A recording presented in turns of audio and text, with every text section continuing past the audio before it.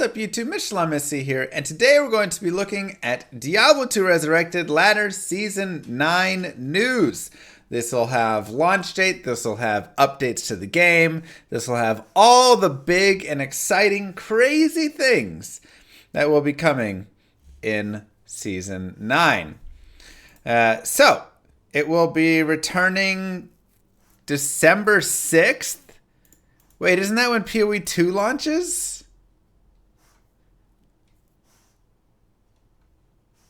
Oh, that's terrible. Path of Exile 2 launch date. How did they mess that up? Oh, that's so bad. All right. Wow. Okay, well, December 6th is both Path of Exile 2 and Diablo 2 Season 9. So, I guess take your pick. Wow. Okay. Patch 2.8 notes. Let's see all the changes. Gameplay. Fixed a bug that occurs when a monster and a player or mercenary have the same level of aura. Wow, that's actually really big. That's actually super nice. So currently, the way that it works, let me see if I can even, I might have to go find a boss, whatever. Currently, this is, the bug is with conviction, really. So currently, the issue is, if you are in like a terror zone and you have your infinity on, and you and the monsters, once they get high enough level, your infinity's conviction aura and the monster's conviction aura are the same level. And what it does is, it bugs you, or your mercenary, if your mercenary has the conviction aura. So you guys have the negative effects of it forever from that time on until you take it off and re-equip it or weapon swap off of it, right? So if it's on your mercenary, you have to take it off and put it back on him. And if it's you, you have to weapon swap back and forth to clear it. Otherwise, for the rest of the game, you will have the resistance negatives of the conviction all the way through. So, yeah.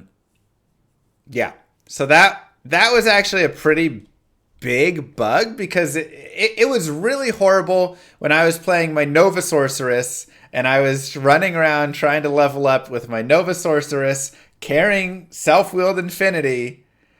And then all of a sudden, my resistances would be absolute garbage. And I wasn't realizing what was happening at first. And then it was like, oh, it's because of this. So it's getting a lot of people killed in hardcore. It's getting a lot of people killed in softcore that don't realize it. And then as well, it's getting your mercenaries killed. Because lots of people run infinity on a mercenary. And whenever you're teleporting around and you get into a terror zone and you run across that conviction aura, then for the rest of the game, if you didn't realize it, your mercenary now has all these terrible resistances, and then they just get popped and die. So this is actually a really big deal. I know it like seems small; it's a single change, but it's actually a really big change that will save many lives, many mercenaries' lives, and is very important. So good on them. Good on them for fixing that. User interface and user experience. Move directions are now bindable. I'm assuming this is force move, is my assumption. That's my guess. Which is nice. WASD for moving around. Wait, really? They're going to let you WASD? So this isn't force move. This is actually letting you move with WASD. That would be very interesting if that's True. That's how joystick for controller works. Huh.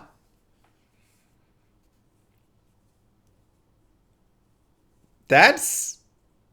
Yeah, force move existed, but it was just on the E key. And you couldn't swap it to be like the main... I thought that's what they were saying. You could make force move be on your left click or something. But this is almost even more interesting if they're introducing WASD into the game. That would be really weird. We'll have to give it a try. Cool. And that's it. So it's 2 changes, but honestly, 2 decent changes. One really great change and one potentially really nice change. That could be really interesting. I wonder if they'll then add like moving shot and stuff in for the archer. Probably not. That's probably way too much code.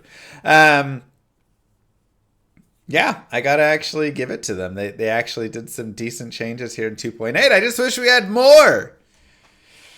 Oh, that's the only problem where we're at now, right? Is we just want more. But I think this is probably going to be as much as we're going to get with Diablo 2. But every ladder, if we can get, one more good bug fixed, one more whatever, small change like this, maybe it's, the intern working on the game will do a little more for us.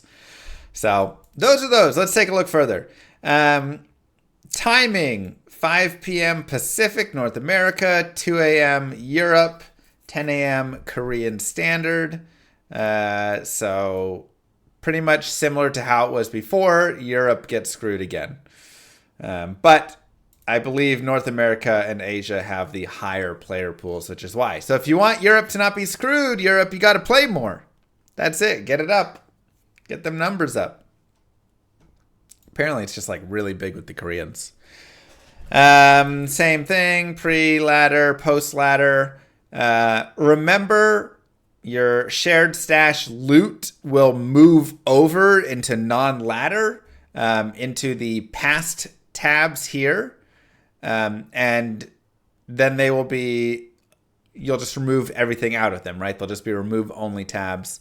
But if you have anything left over from Season 7 that moved into those past tabs, that will be removed. So double check, make sure your characters' tabs are, everything's withdrawn from them, so then your Season 8 can move over into these new tabs here.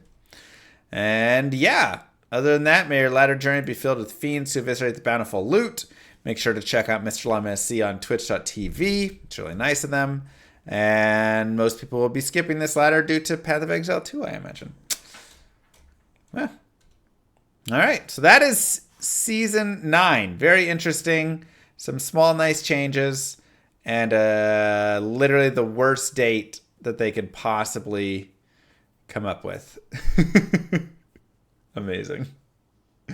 Don't forget to like and subscribe, YouTube. I'll see you guys in the next one.